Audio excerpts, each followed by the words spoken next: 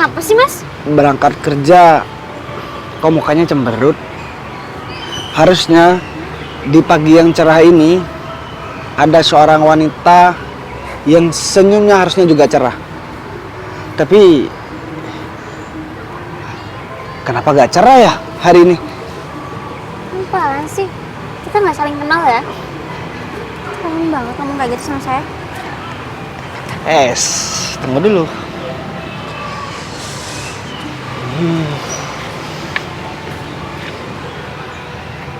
Biasanya orang mau kerja itu pagi-pagi happy, berpenampilan rapi, sudah wangi juga.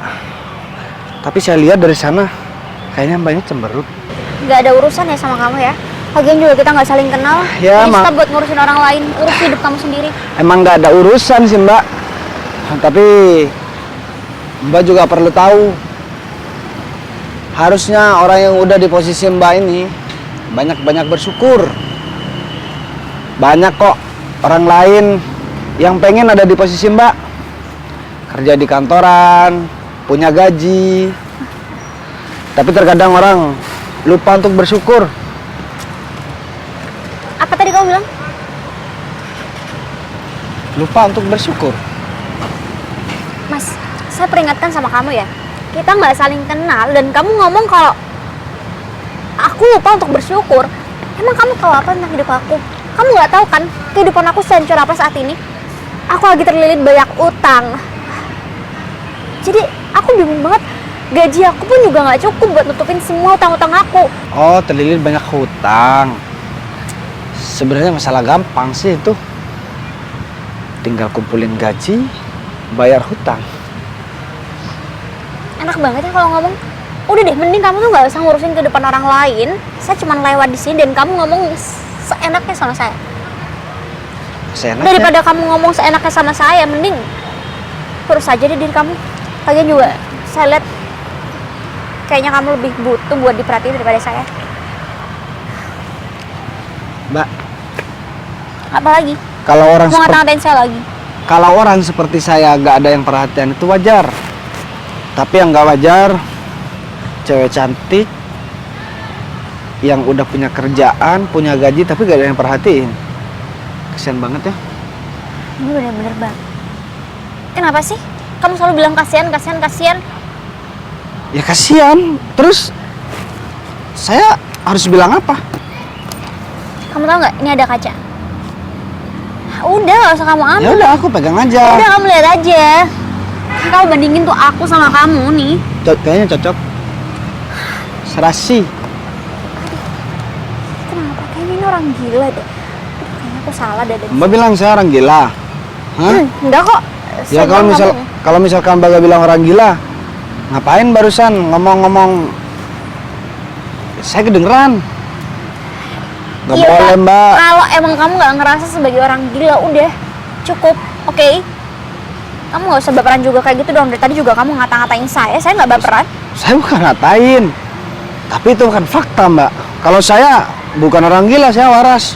Aduh. Terus saya dibilang orang gila, berarti kan itu fiktif, fitnah, tahu nggak? Oke. Saya lagi pusing, saya lagi banyak pikiran.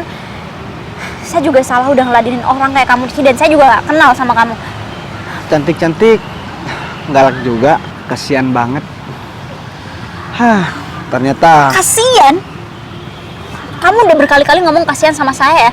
Ih, ngeselin banget deh jadi orang. Udah saya bilang saya nggak perlu dikasihanin kok. Ternyata hidup saya lebih tenang. Walaupun kelihatannya saya susah. Tapi ada yang kelihatannya hidup orang itu tenang, tapi aslinya susah. Udah puas ngomong kayak gitu sama saya. Saya peringatkan sama kamu ya. Dalam kondisi kamu yang kayak gini, kayaknya kamu lebih baik stop buat ngurusin orang yang lagi lewat di sini. Jangan-jangan kamu dari tadi udah ngomong kayak gitu sama setiap orang yang lewat di sini, iya kan? Betul.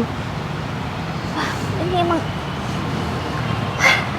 Saya nggak peduli kamu ngomong apa tentang saya juga nggak peduli tentang kamu mau kondisi kamu kayak gini atau kayak gimana, saya nggak peduli. Dan mau kamu bilang kasihan sama saya 1000 kali pun, saya juga udah gak peduli. Saya pergi dulu. Kasihan banget. Ih, kasihan terus dari tadi. Ih, Cantik-cantik. Galak banget. capek banget deh.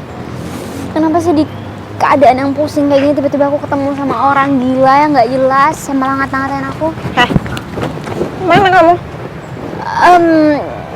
Ke- Pulang dari utang. Oh, enggak, kamu ngapain ada di sini? Kalau punya utang itu wajib dibayar ya. Kalau kamu nggak bayar utang, kalau kamu sampai nantinya sampai meninggal, kamu mau ditagih di dalam kubur? Kan nggak bisa, semua amal tertutup ya. Iya, aku tahu kok soal itu. Lagian juga siapa coba yang nggak mau bayar aku? Aku mau bayar kok. Ya udah sini. Mana Kalau- uangnya? Kalau kamu memang mau bayar, seharusnya kamu langsung bayar dong. Jangan cuma janji-janji terus ya. Masalahnya kan kita juga jarang ketemu. Dan kemarin uangnya udah ada, udah aku siapkan. Cuman kan ya aku juga ada kebutuhan lain, jadi uangnya sempat kepake. Aduh sih, Sekarang sejak aku mau- kapan sih kamu jadi pinter acting kayak gini? Aku nggak acting kok, aku serius mau bayar sama kamu, tapi gaji di tempat kerja aku juga kan ini belum cair, dan memang juga gaji aku kan sekarang nggak segede dulu. Bodoh amat. Emang itu urusan aku? Kamu yang pinjam uang, ya harusnya kamu itu yang mikir dong gimana caranya buat kamu balikin. Bukan kamu menghindar dari aku. Setiap ketemu kamu menghindar kayak gini. Aku nggak pernah menghindar dari kamu, mungkin kamu aja yang ngerasa kayak gitu. Iya, hari ini kamu nggak menghindar karena kamu nggak tahu kalau aku mau nyamperin kamu, iya kan? Udahlah, kalau kamu memang mau bayar, kamu tentuin kapan harinya, tanggalnya, tempatnya, di mana sebelum aku itu mencari kamu membawa anak buahku ya. Ini maksudnya apa-apaan sih? Kamu ngapain bawa dia ke sini? Ya biar kamu itu nggak mengentengkan. Karena kalau misalnya aku yang nagih, kamu itu pasti mengentengkan, menghindar, ya kan? Iya, Bu. Selalu mengundur-undur. Jadi kalau misalnya aku udah bayar orang khusus buat nagih hutang sama kamu, jadi permasalahan kamu itu sama dia. Dan jangan pernah macem-macem sama orang suruhan aku. Karena kalau misalnya kamu sampai macem-macem, semua kondisi yang akan terjadi itu adalah tanggung jawab kamu sendiri, ngerti? Betul tuh Bu, orang kayak gini tuh nggak bisa didiemin ya. Kalau dia terus-terusan didiemin, dia itu bakalan makin ngelunjak Bu ya. Kamu inget dong ketika kamu itu mau pinjem duit ya, kamu enak tuh ya. Ketika kamu mau bayar, kamu juga harus enak dan sopan ya. Kalau sampai kamu terus-terusan kayak gitu, jangan salahkan saya kalau saya itu bakalan bawa anak buah aku untuk mencari kamu. Jangan. Kamu kan tahu, aku sebenarnya minta uang itu memang untuk modal usaha, tapi usaha aku lagi nggak jalan, dan mungkin kamu bisa bantu aku untuk kasih aku keringanan waktu sedikit aja, karena aku rasa kayaknya aku pasti bisa ganti uang itu, tapi nggak sekarang. Jadi aku mohon sama kamu buat kasih aku kesempatan sekali lagi buat kumpulin semua uang itu. Kamu nggak nyadar, kamu nggak punya otak ya? Udah berapa kali kamu mengundur-undur waktu, meminta waktu, pelonggaran waktu, terus sekarang ketika ketemu kamu juga acting kayak gini. Lagian kamu janji itu udah 3 bulan dari sekarang ya. Kalau sampai kamu nanti sore nggak bayar utangnya pada Bu Sisi, jangan salahkan saya kalau saya ngabrik rumah kamu nanti sore ya. Aku udah mencari informasi rumah kamu di mana ya. Aku tahu rumah kamu di mana. Aduh, ini nggak bisa dong pakai cara kayak gitu. Kita kan bisa pakai cara kekeluargaan. Aku bakal bayar sama kamu sih, tapi nggak sekarang, karena sekarang uangnya lagi nggak ada sih. Kalau misalnya kamu nggak bisa bayar sekarang, artinya kamu harus ada barang jaminan. Ya, biar aku percaya sama omongan kamu. Mana? Aku nggak punya barang apapun. Gak punya? Kamu bilang kamu gak punya? Sini, aku cek di tas kamu. Sih, udah dong, udah, jangan kayak gini. Oke, aku minta maaf, aku bakal bayar, tapi nggak sekarang. Jadi aku minta tolong mohon sama kamu, jangan pakai cara kayak gini ya. Aku tahu kamu itu teman aku, jadi aku mohon sama kamu.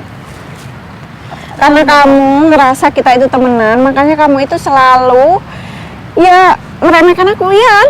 Ya tapi nggak pakai cara. Sin, aku tuh kurang baik apa sama kamu? Kamu butuh apapun, aku selalu pinjamkan sama kamu. Tapi kenapa? Saat aku udah ngasih, kamu tuh jadi nggak tahu diri. Udahlah Bu, yang namanya duit, yang namanya utang itu nggak ada teman, nggak ada saudara, ya. Yang terpenting kamu harus janji hari apa kamu membayar, jam berapa, tempatnya di mana. Kalau Ih. sampai kamu telat lagi, jangan salahkan saya. Saya bakalan bawa anak buah saya. Saya banyak anak buah di sini. Bisa diem dulu nggak mas? Saya punya urusan sama dia. Ya tapi kamu harus bayar dong.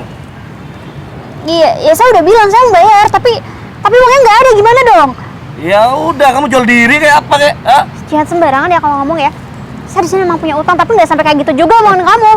Lagian kamu itu kan cantik, kan bisa manfaatin laki-laki yang ada di sini yang lagi haus sama perempuan. Enggak. Pokoknya nggak ada nanti-nanti. Aku maunya kamu bayar sekarang aja.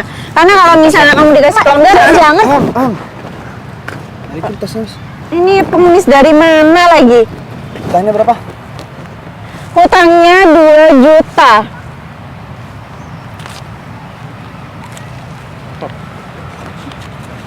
Kamu Ini dari berapa? mana? Ini berapa? Kamu nggak bisa ngitung ya?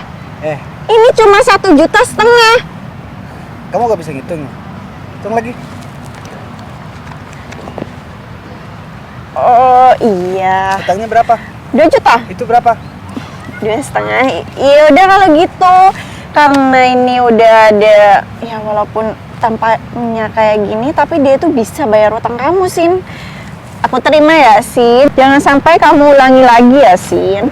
Kalau enggak, ya aku nggak tahu deh. Nanti bisa bantu kamu lagi atau enggak. kasih tahu tuh pacar kamu ya, kalau punya utang cepetan dibayar. Aku hampir aja ngabisin pacar kamu ini, ya. Mas, jangan cuman gara-gara hutang 2 juta, Mas bisa menghabisi orang lain. Sekarang ini urusannya juga udah selesai. Jadi apalagi yang mau diributkan. Jadi sekarang semua urusan udah selesai. Saya juga udah lunasi semua hutang dia. Dan jangan ganggu dia lagi. Oke? Bentar, bunganya sudah selesai juga, Bu. Udah lebih 500 tuh. Ya, Biasa beres. sekarang banyak rentenir berjalan. Masih untung ada rentenir berjalan. Kalau misalnya nggak ada kita, nih nasib dia mau gimana? Mau cari pinjaman di mana? Ya, udah minta deh, Bu. maaf. Kan semuanya udah beres, udah selesai. Langsung cabut aja, Bu. Ngapain di sini, Bu? Sama 2 gembel ini cuman bikin enek, Bu. Tahu nggak? Bisa stop nggak ngomong kayak gitu? Sekarang ini kan udah beres. Kalau misalkan kalian udah cukup, uangnya udah selesai semua, utang-utang udah beres, kalian boleh pergi. Saya juga gak mau Mbak siapa namanya? Sinta. Mbak Cinta ini ditagih-tagih terus utang sama kalian, padahal urusannya juga udah selesai. Ya udahlah, lagian juga nggak penting. Untung aja ya, Sin, ada teman kamu yang pengemis ini entah dapat uang dari mana. Bu, tapi penting juga lah, Bu. Nggak apa-apa deh pinjam lagi. Yang penting nanti ada yang mau bayarin. Kan juga poin buat Bu Sisi. Iya nggak? Hah? Iya benar juga. Ya sekarang kerjaan susah, jadi banyak orang yang mau minjemin uang dengan bunga yang besar. Ya udah deh, pergi. Yaudah, Bu. yuk. Mending kita pergi aja. Kita di sini aja. Sini ya, kamu ngobrol.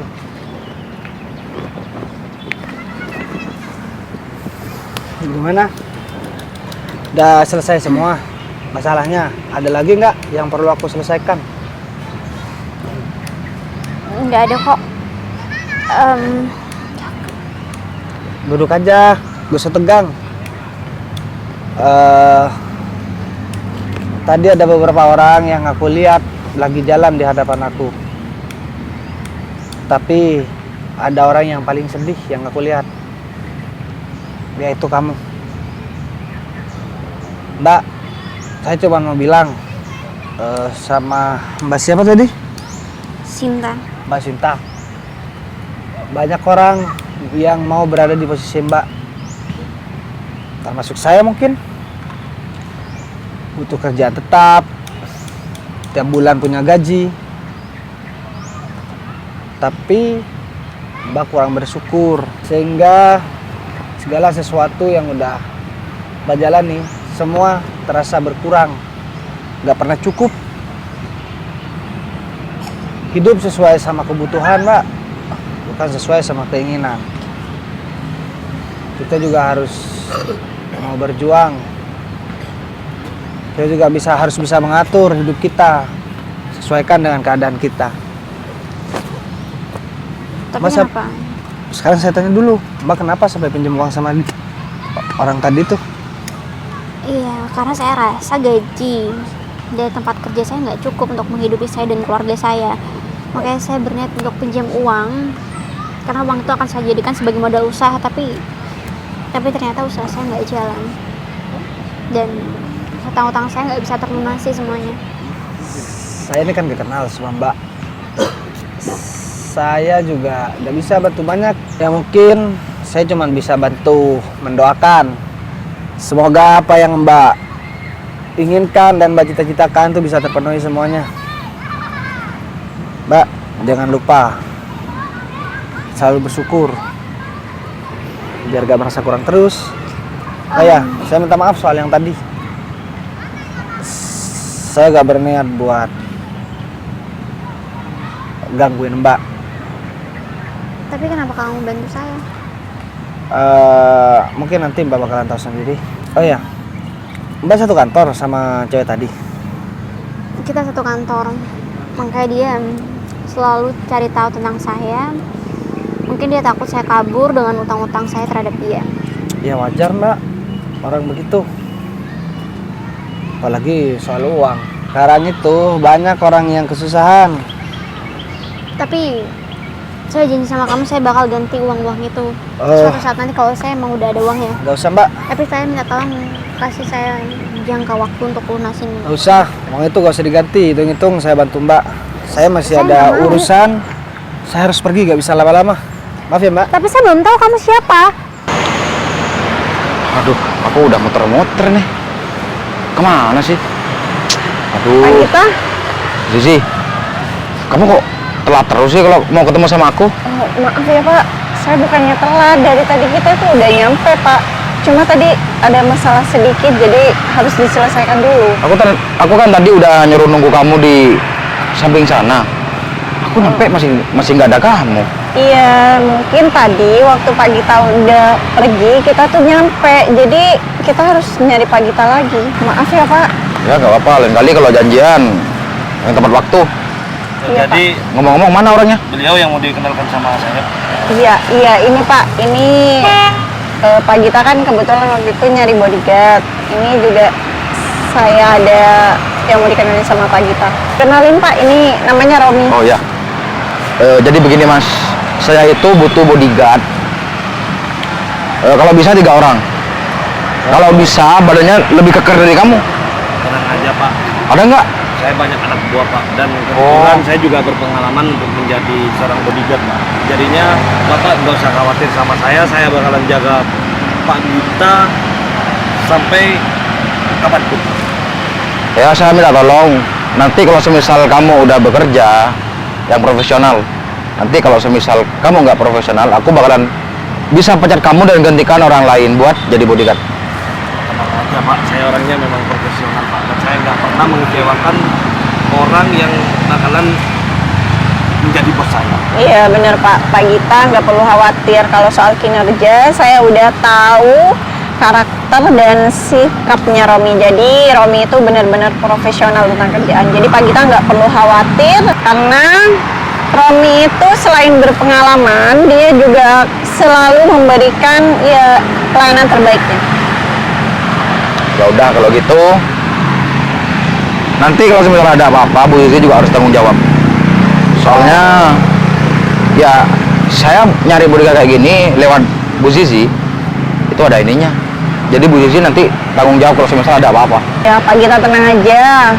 Sebagai kepercayaan Pak Gita, saya juga pasti akan memberikan yang terbaik. Saya kalau misalnya Pak sampai dia berbuat onar, Pak Gita tinggal bilang aja sama saya. Tapi ngomong-ngomong, Bu Zizi kenapa kenal sama orang kayak gini? Bu Zizi kan perempuan. Dia itu bantuin saya Pak buat nagih utang. Bu Zizi ini apa? Pinjemin uang sama orang. Iya, dan orangnya itu nggak mau bayar Pak. Jadi terpaksa saya harus bayar orang seperti Romi buat nagih. Dan untungnya yang minjem itu langsung bayar Pak. Aku yakin nih Bu Zizi minjemin uang pasti ada uang tambahannya nih. Kak Gita, kalau soal itu kan udah rahasia umum. Jadi biasa lah Pak. Oh, Nggak jadi boleh. gimana nih Pak? Masa kita ngobrolin masalah ini mau ngobrol sambil berdiri seperti itu? Ya udah, kalau gitu kita sekarang cari bos saya dulu. Oh, bos Pak Gita? Iya. Dia katanya udah ada di sini, tapi nanti deh bakalan aku telepon lagi. Pasti dia muter-muter di taman kota ini. Ya udah, yuk. Ayo, Pak. Aku harus cari orang itu kemana lagi ya?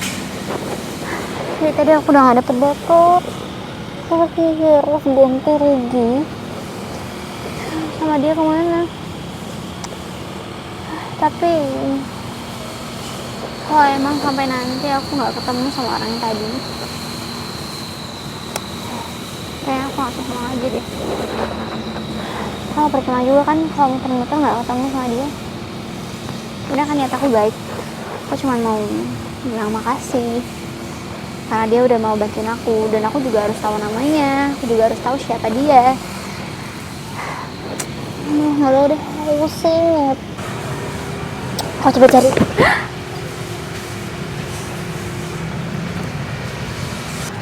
Lagi nungguin siapa?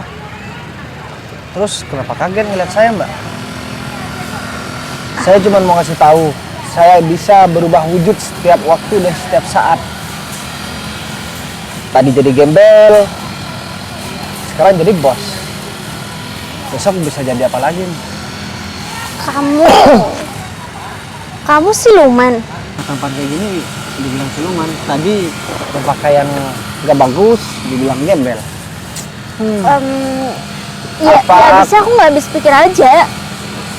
Atau jangan-jangan aku di mata kamu emang serba salah. Enggak, aku nggak bermaksud kayak gitu. Cuman aneh aja. Dalam hitungan detik, kamu berubah wujud kayak gini. Hah? Berubah wujud? Berubah pakaian, tahu nggak? Iya, abisnya tadi juga kamu camping terus agak sedikit bau. Kenalin, nama aku Bagas. Kamu satu kantor kan sama cewek yang tadi yang udah hutang sama kamu. Iya, dan sebenarnya dari tadi aku chatting kamu karena aku belum sempet tahu nama kamu. Aku belum tahu kamu siapa, tiba-tiba kamu datang nolongin aku. Setelah kamu ngata-ngatain aku, terus tiba-tiba kamu pergi gitu aja. Begini deh, aku bentar lagi bakal bantuin kamu. Kamu bantuin apa lagi? Dari tadi kamu udah banyak bantuin aku dan aku belum sempat ngucapin terima kasih sama kamu. Sekarang, mumpung kamu di sini ya, meskipun aku masih bingung nih. Tiba-tiba kamu pakai pakaian rapi. Aku cuma mau bilang terima kasih banyak karena kamu tadi udah bantuin aku. Sekarang aku mau tanya deh sama kamu. Atasan kamu namanya Gita kan? Kamu tahu dari mana? Aku udah bilang sama kamu, aku bisa ngelakuin apa aja dan aku bisa mengetahui semuanya tentang kamu. Iya, tapi itu aneh. Kenapa kamu bisa tahu semua tentang aku padahal kita juga nggak saling kenal? Ya kita ketemu, kita bertatapu aja juga baru tadi kan, dan kamu juga sempat kata-katain aku. Tiba-tiba kamu nolongin aku.